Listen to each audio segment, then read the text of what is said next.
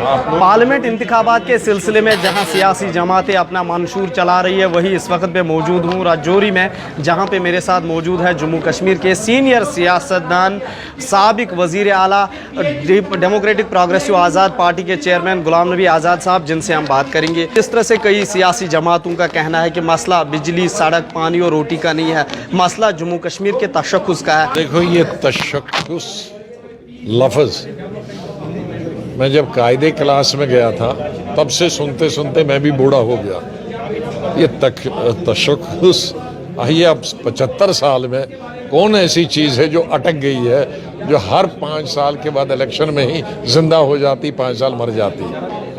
बस इतना जवाब काफ़ी है। रियासत की बहाली, स्टेटहुड है, रियासत डिग्रेड हुई है जम्मू कश्मीर की। क्या आपको लग रहा है कि इस तशख़्ख़ुस का वो एक हिस्सा हो सकता है उन जमातों का? उनको कहिए कि जब हो रही थी तो तब अब पार्लियामेंट में क्यों नहीं बोले, बस मेरा इतना ही जवाब। जब स्टेट का 370 हमसे छीना गया, जब स्टेट को यूटी बनाया गया, तो वो जो आज कह रहे हैं कि हमारे साथ ये हुआ, पार्लियामेंट में मौजूद थे, बात नहीं की। हम मौजूद थे, हमने पूरा ज़मीन आसमान खड़ा किया। क्योंकि उस वक्त इलेक्शन नहीं था तो इसलिए नहीं उठाया। जिस तरह से माना जाता है कि पकड़ धकड़ थी, वादी कश्मीर में कई लोग जेल भी गए हैं, इस दौरान उनकी रिहाई का मुतालबा उनके मंशूर में है, या जिस तरह से जम्मू कश्मीर में अब मसाइल है दफ़ा 370 के बाद सियासत। देखो, 2 किस्म की पकड़ धकड़ हो गई, एक पॉलिटिकल धकड़, पकड़ धकड़ हो रही है, और एक दूसरा पॉलिटिकल हो रही है, नहीं ये नॉन पॉलिटिकल हो रही है, मिलिटेंसी रिलेटेड है। मिलिटेंसी रिलेटेड में मुझे कुछ नहीं कहना, लेकिन पॉलिटिकल जिसे खाली आरोप रहकर कहा जाता है ये मिलिटेंट से जुड़ा है, ये मिलिटेंट से बात करता है, उनको तो छोड़ देना चाहिए। वो गलत चीज़ नहीं करनी। कई नौजवानों के खिलाफ मुकदमात दर्ज किए, जो भी गलत मुकदमे हैं उनको छोड़ देना चाहिए। किस तरह से आपके मंशूर में ये चीज़ें शामिल हो सकती है तामीर व तरक्की के बावजूद जो सियासी मसाइल जम्मू कश्मीर के? देखिए, मंशूर बनाने के काबिल सिर्फ 2 पार्टियां हैं। अगर 2 बाकी पार्टियां बनाती है तो झूठ बनाती है। 2 पार्टियां हैं, एक तो एनडीए है, दूसरा एनडी है।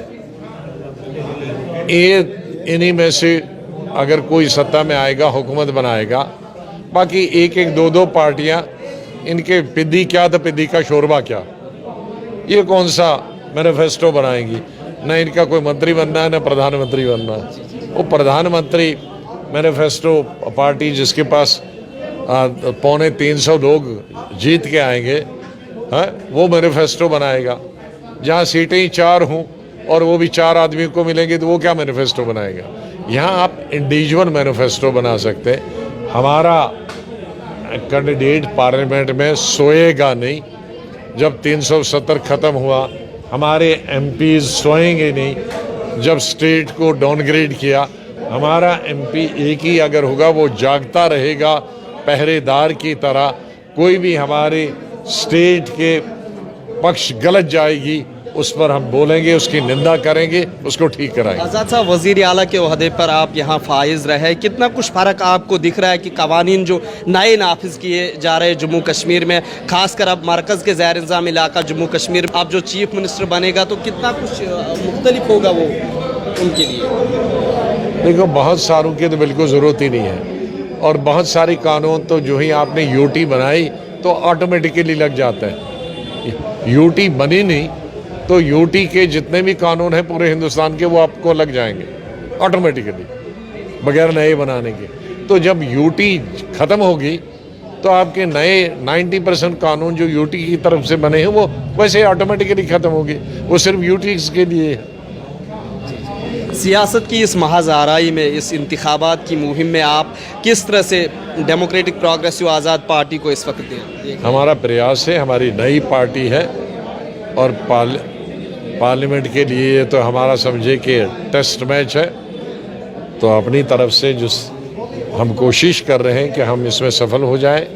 हमने 3 ही जगह से कैंडिडेट उठाए हैं, उसके कई कारण हैं। हमारे रिसोर्सेज आज तक जितने भी हम हैं, हमारे कैंडिडेट और हमारे वर्कर्स और हमारे लोकल लीडर्स अपने आप से काम कर रहे हैं। कोई ये नहीं कह सकता किसी को नया पैसा हमने दिया।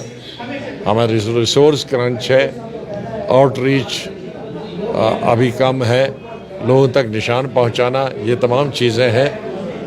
ये इतना मुझे खुशी है, मैंने हिंदुस्तान में कई सैकड़ों पार्टियां बनते देखी, 10-10 साल तक उन पार्टियों का नाम ही नहीं होता था।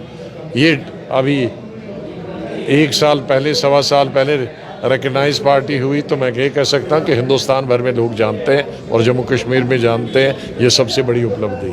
बहुत बहुत शुक्रिया। ये थे हमारे साथ जम्मू कश्मीर के साबिक वज़ीर आला गुलाम नबी आज़ाद साहब, जिन्होंने कहा कि डेमोक्रेटिक प्रोग्रेसिव आज़ाद पार्टी एक नई पार्टी और इनकी तरफ से पहल की जा रही है कि जम्मू कश्मीर में ये तीनों उम्मीदवार इनके कामयाबी हासिल कर सके। ईटी बात तो दुगली मोहम्मद अशरफ।